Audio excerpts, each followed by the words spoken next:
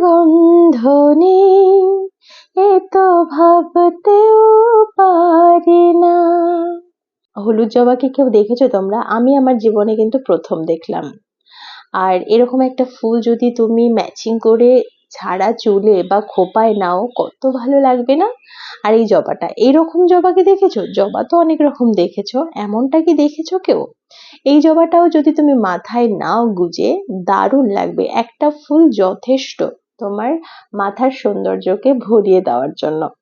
এখানে অনেক রকম জবা তুমি দেখতে পাবে।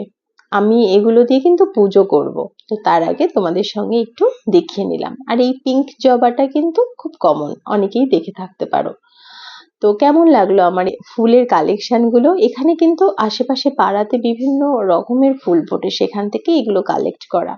ফুলের থেকে সুন্দর কিছু হয় না। ফুলের শুভেচ্ছা রইলো সবাইকে। ভালো